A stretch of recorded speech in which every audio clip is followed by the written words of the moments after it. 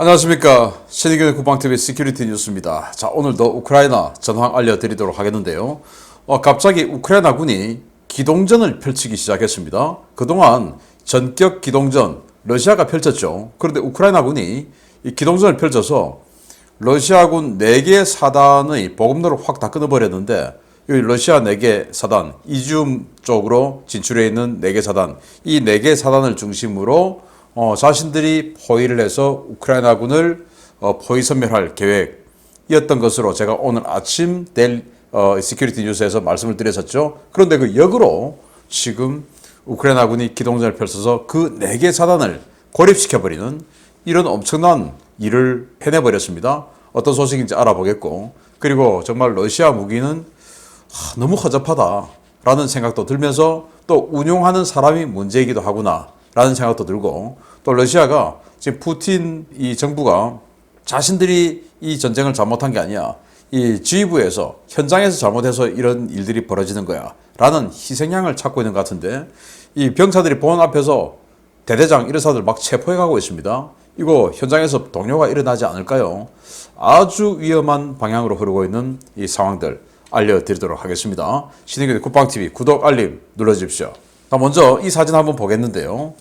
이게 바로 슬라와급 순양함의 1번 함이죠. 모스크바 함인데, 좌연에 지금 뭐 큰 화염이 일어나고 있고 그러면서 침몰하고 있는 상황이죠. 이 사진이 지금 공개가 되는데, 자, 이 보시면 뭐 이 흘수선 아래를 맞은 게 아니에요. 그래서 침수가 확 들어오고 이 상황이 아니고, 제가 봤을 때 어뢰가 아니기 때문에 당연히 그 흘수선 위를 때렸겠죠. 그런데 여기 이 부분, 여기가 지금 P500, P1000 대한미사일이 있는 곳 바로 뒤인데 여기를 지금 맞은 것 같습니다. 그래서 아마 미사일이 맞고 유폭이 일어나서 화염이 더 짙어진 것 같고, 그로 인해서 뭐 공포에 좀 휩싸인 이런 상태가 아닌가라고 생각이 되고, 자, 그런데 지금 러시아가 구조했다라고 밝힌 이 모스크바 함의 인원이 뭐 몇 명 안 돼요. 한 20명이 채 안 되고, 그리고 터키 어선이 구조했다라고 밝힌 모스크바 함의 승조원이 54명이 불과해요. 그러면은 이렇게 다 구조한 사람 합하면 8명이 채 안 되는데, 이 모스크바 함에 500여 명이나 타고 있었다는 거 아니겠습니까? 근데 나머지는 어떻게 됐냐? 정말 놀랍게도 이렇게 유폭이 일어나니까 제 생각에는 이 모스크바함을 이 상태로 몇 시간을 예인을 해오는 상태였다고 하는데, 그 정도면 충분히 다 구조할 수 있거든요. 그런데도 구조자가 그렇게 적다. 그건 이렇게 폭발이 일어나니까 너도 나도 퇴함, 즉 뛰어내려버린 거 아니냐.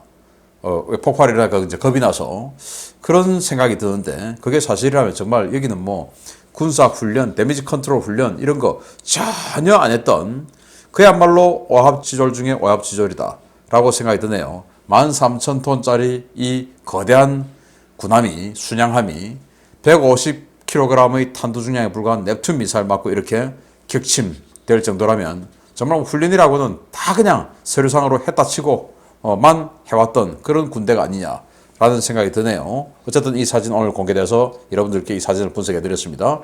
자, 들어갑니다. 하르키우와 이지움 일대에서 격전이 벌어지고 있는 가운데 우크라이나가 러시아군을 조롱하는 게시물을 하나 올렸습니다. 러시아가 자랑하는 최첨단 공격 헬기 카모프 52를 잡는데 값비싼 스팅어 미사일을 쓸 필요조차 없다면서 카모프 52 격추 인증샷을 게시했습니다. 우크라이나군의 보병 휴대용 지대공 미사일 위협에 대한 러시아군 조종사들의 공포가 점점 확산되고 있으며, 러시아 조종사들은 피격을 피하기 위해 최대한 낮은 고도에서 야간 작전을 선호하고 있지만 이 역시 별다른 효과는 없다고 우크라이나 동부전선 사령부가 현지 시각 4월 18일 밝혔습니다. 동부전선 사령부는 우리는 100달러짜리 미사일로 최소 1,500만 달러 이상 하는 적 공격 헬기를 격추시켰다 라며 형상도 알아볼 수 없을 만큼 파괴된 카모프 52 헬기의 잔해 사진들을 공개했습니다. 동부전선 사령부는 적 공격 헬기들은 주로 야간에 매우 낮은 고도로 움직이며 우리에게 미사일을 쏘고 곧바로 도주하는 전술을 사용한다 라며, 이번에도 카모프 52 헬기는 야간에 저고도로 침투해 우리 진지에 미사일을 쏘려 했지만 우리 미사일에 격추됐다 라고 전했습니다. 재밌는 것은 격추 과정에 대한 표현입니다. 우크라이나군은 우리는 적의 헬기가 접근하는 것을 보고 어떻게 대응할까 고민하다가 굳이 비싼 스팅어를 낭비하고 싶지 않아서 구형 이글라 미사일을 썼다 라며 두 발을 쐈는데 한 발은 플레이어 맞았고 다른 한 발은 카모프 50이 동체에 적중해서 기체를 산산조각 냈다 라고 전했습니다. 동부전선 사령부는 이번에 헬기를 격추한 장병들은 내가 태어나기도 전인 소련 때 산 100달러짜리 미사일로 1,500만 달러가 넘는 헬기를 잡았다 라고 농담을 주고받았다 라고 전했는데요. 러시아 최강의 공격 헬기라는 카모프 50이 도대체 센서 성능이 얼마나 형편없기에 근거리의 적도 확인하지 못하고 이렇게 당하는 것인지 모르겠습니다. 야, 카모프 50이 한때 제가 참 좋아했던 공격 헬기인데 이렇게 무참하게 계속 깨지네요. 스팅어 미사일 가지고 계속 공격해야 되니까 러시아 헬기 조종사들이 겁난다는 것이죠. 그럼 뭐 기동 헬기들이야 어차피 우크라이나군이 없는 지점들을 돌아서 뭐 사람을 내려주고 수송하고 하는 일이니까 그럴 수 있는데 이 공격 헬기들은 우크라이나 군이 있는 쪽에 가서 우크라이나 군을 공격해야 되기 때문에 이게 이제 겁나는 겁니다. 그래서 스팅어 날아오고 하니까 겁나는 것이죠. 그래서 주로 주간에는 공격을 못하고 야간에 아주 낮게 저공비행 침투를 한다는 거예요. 왜냐, 좀 높은 고도로 침투를 하면 레이더에 다 보이니까 탐지가 다 되니까 이제 준비를 하는 것이죠. 그래서 레이더 사각지대인 저공비행을 해서 들어가는데 뭐 저공비행이라 하더라도 우리 한국적인 이 지형하고는 좀 다르죠. 한국적 지형은 워낙 산이 많기 때문에 진짜 저공비행하면 레이더에서 탐지가 안 되죠. 산 너머에 있는 거 보일 수가 없으니까. 그런데 여기 평원이니까 저공비행해서 들어와도 예를 들어 지평선이 있다고 하면 한 30km 정도부터는 헬기가 보이는 겁니다. 이런 아주 불리한 헬기로서는 불리한 그런 지형적 조건인데 특히 이제 그 하르키우보다는 키우 같은 이런 북쪽 지역에서는 약간의 그래도 숲을 살림 이런 데가 있지만 이 돈바스 지역으로 내려오면 내려올수록 완전히 더 평원이니까 헬기들이 조금 더 어렵다고 봅니다. 그래도 어쨌든 이 야간에 저고도로 침투해서 우크라이나군을 향해서 미사일 쏘고 도망가고 뭐 이렇게 하는 거였는데 이번에도 기다리고 있는데 이 헬기가 공격 헬기가 오는 것을 보고 우크라이나 군들이 야 온다 뭐 쏠까 하다가 스팅어 아니야 스팅어 비싸잖아. 이건 미군이 찔끔찔끔 주니까 이건 아껴야 돼. 야 오래된 거 그 이글라 천지로 된 거 그 이글라 꺼내 쓰자 해가지고 이글라를 두 발을 쐈다라는 거예요. 그걸 이제 순차적으로 쐈는데 한 발은 이 미사일이 날아오니까 이 카모프 52가 플레이어를 터뜨려서 회피를 시켰고 그런데 두 번째 날아오는 미사일은 이제 플레이어를 연속으로 못 터뜨렸는지 아니면은 이글라가 플레이어를 물질 않고 그대로 그냥 들이받았는지 모르겠지만 어쨌든 미사일 두 발 순차적으로 쏜 그 두 발에 한 발은 플레이어 한 발은 적중해서 이렇게 정말 무참하게 박살이 났다라는 겁니다. 야, 그래서 이 초원에 이렇게 떨어져 있는데 흔적도 찾아보기 힘들 만큼 이렇게 정말 부서졌어요. 근데 카모프 52의 장점이 뭐냐?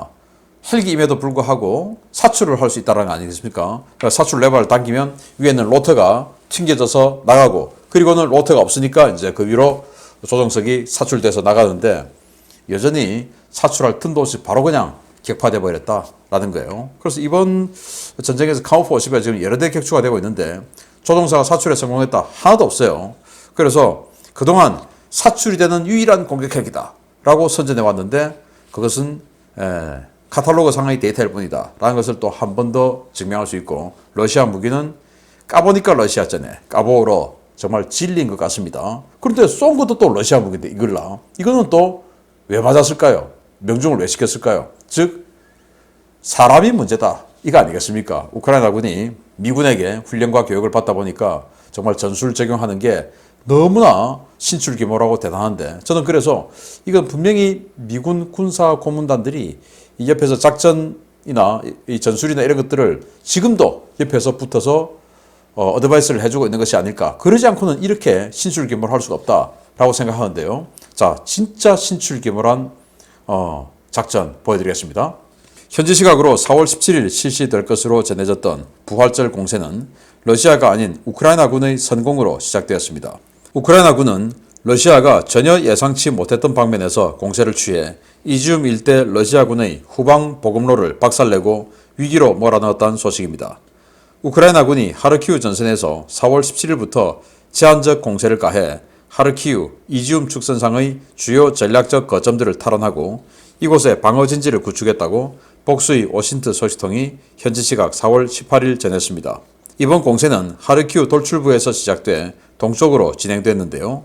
우크라이나군은 이번 공세를 통해 바잘리에프카, 레비아제, 쿠투지브카 등의 도시와 정착촌을 차례로 탈환하고 현재는 오스킬강 상류 하르키우에서 100km 떨어진 교통요충지인 쿠피안스크까지 진격했습니다. 이 공세로 러시아군은 그야말로 비상입니다. 이지움 방면에 22개 대대 전술단이라는 대규모 병력을 집결시킨 러시아는 하르키우 서부에서 이지움을 타고 내려오는 M03 고속도로, 오스킬강 연안을 따라 벨고로드에서 쿠피안스크, 보로바로 이어지는 P79 도로를 주요 보급로로 이용해 왔는데요. M03 도로와 P79 도로를 통제하는 주요 도시가 잇따라 우크라이나군의 손에 떨어졌기 때문입니다.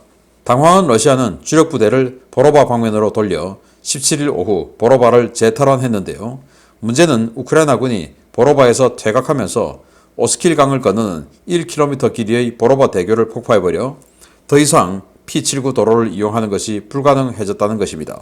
이 때문에 러시아군은 하르키우와 쿠피안스크 방면 보급로 곳곳에 매복한 우크라이나 후방 교란 부대의 위협을 받아 정상적인 보급이 사실상 불가능해진 상황인데요.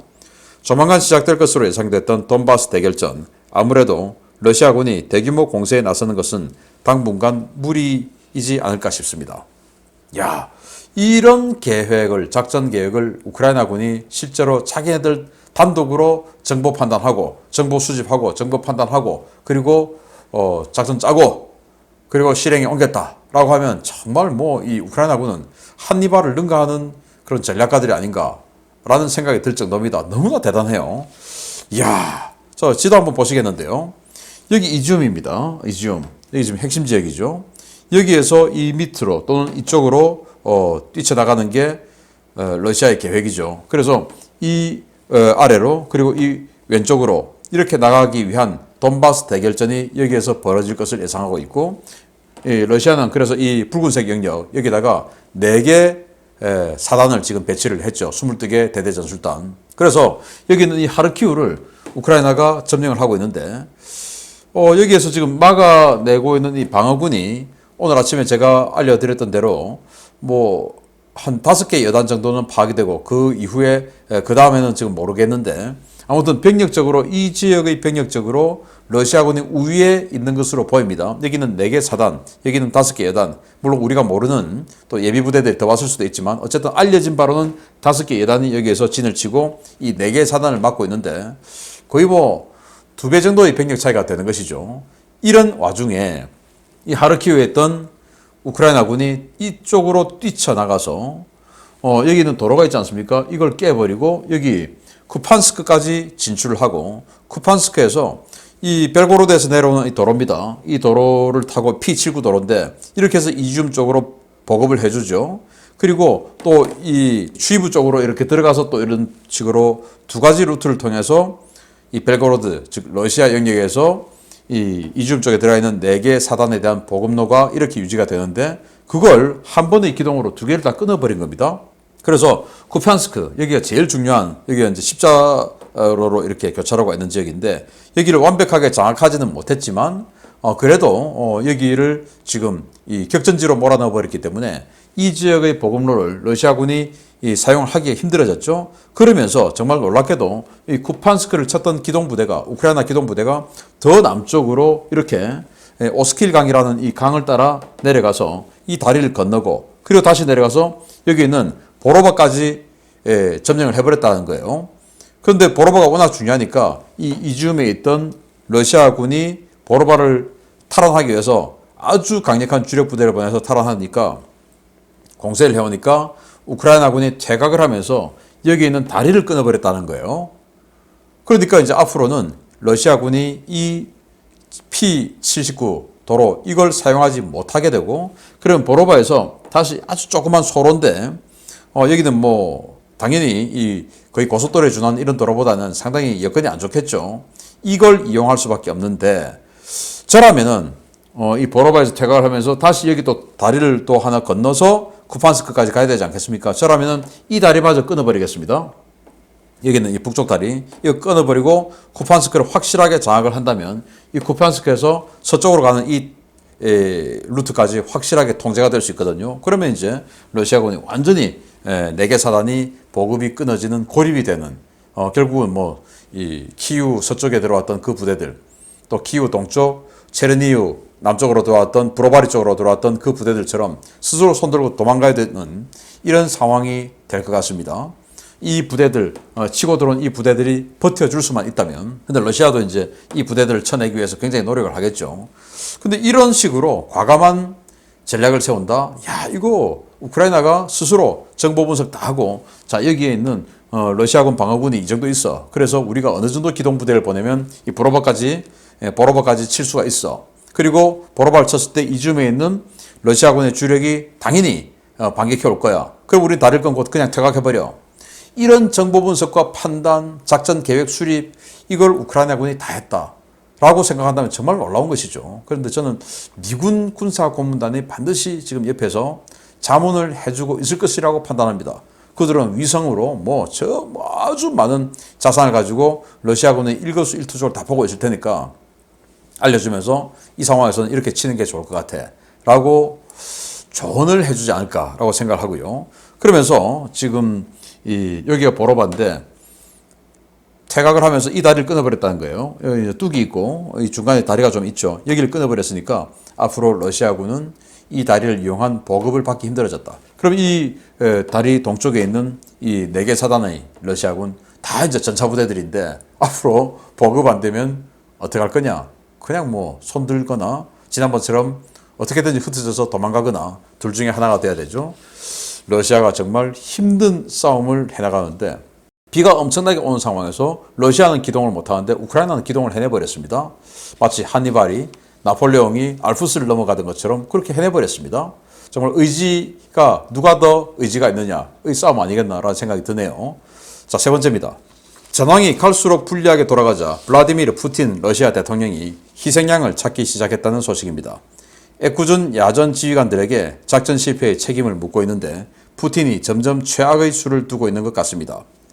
우크라이나군을 압도하는 대규모 병력과 최첨단 장비를 대거 투입했음에도 불구하고 전황이 갈수록 악화 일로를 걷고 있는 것에 대해 블라디미르 푸틴 러시아 대통령이 크게 격노했으며 여론 악화를 피해가기 위해 희생양을 찾기 시작했다고 우크라이나군 정보당국을 인용해서 미국 전쟁연구소가 현지 시각 4월 17일 리포트했습니다.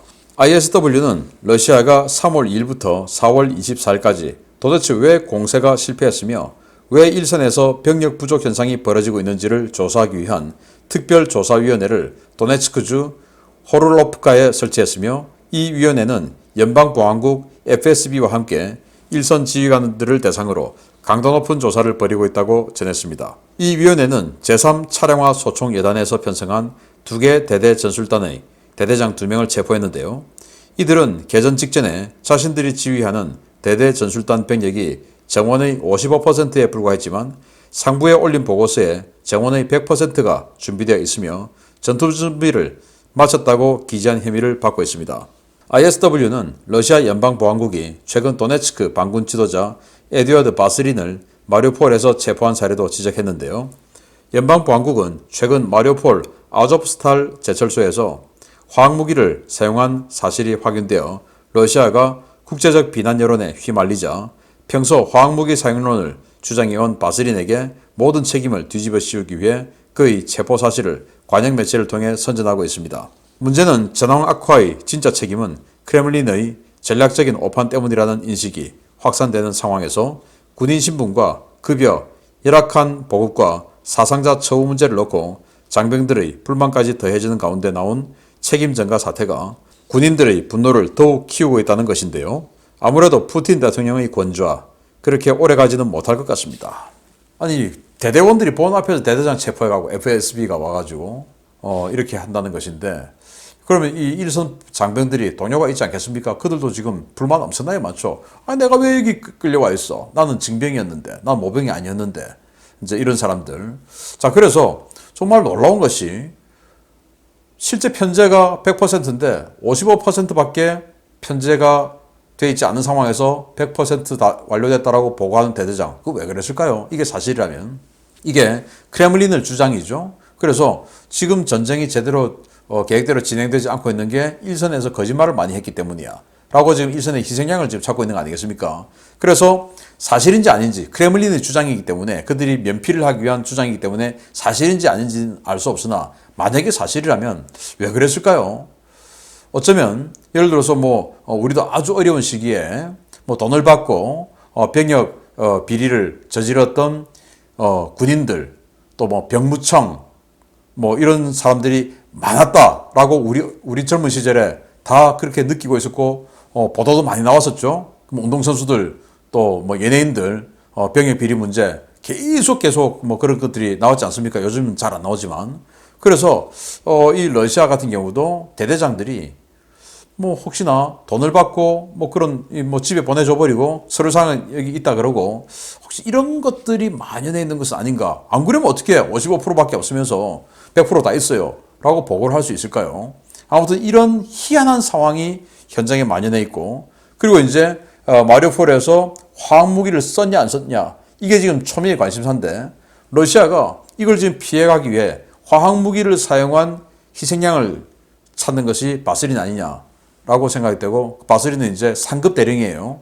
도네츠크 반군의 상급 대령인데 그 사람을 지금 체포했고, 그래서 모든 것을 지금 현장에서 싸우던 사람을 지금 희생양으로 삼고 있으니, 그러면 나머지 지휘관들은 내가 좀 싸움을 잘못해서 전투를 잘못해서 전투에 졌다. 그러면 바로 체포해서 모스크바로 압송해 가버리고, 지금 그렇게 체포당해서 간 사람들 많죠. 그리고 너무 열심히 싸우면 또 내가 죽을 것 같고, 또 잘 싸워도 나중에 또 어떤 죄목을 뒤집어 씌워서 과거 이순신 장군처럼 그렇게 숙청할 수도 있고, 이러니까 현장에서 굉장히 이상한 예기치 않은 이런 돌발 상황이 생길 수도 있지 않을까라는 생각이 듭니다. 아무튼 러시아 길게 가지는 못할 것 같고, 우크라이나가 아까 두 번째 소식에서 말씀드렸듯이 너무나 과감한 기동전을 펼쳐서 지금 현재 아직도 그 싸움은 지금 진행되고 있는데, 쿠피안스크까지 완전히 우크라이나가 장악할 수 있을지 없을지 모르겠지만 어쨌든 싸움은 지금도 진행되고 있어요. 그래서 만약에 쿠피안스크라고 하는 이 십자 여기죠. 여기를 확실하게 우크라이나군이 장악을 해버린다면 러시아군은 그냥 보급도 다 끊어져 버리는 것이죠. 그래서 제가 내일 아침에 또 이 시큐리티 뉴스 알려드릴 때 이 쿠피안스크 어떻게 되는지 또 알려드리도록 하겠습니다. 계속 구독해 주십시오. 마치겠습니다. 감사합니다.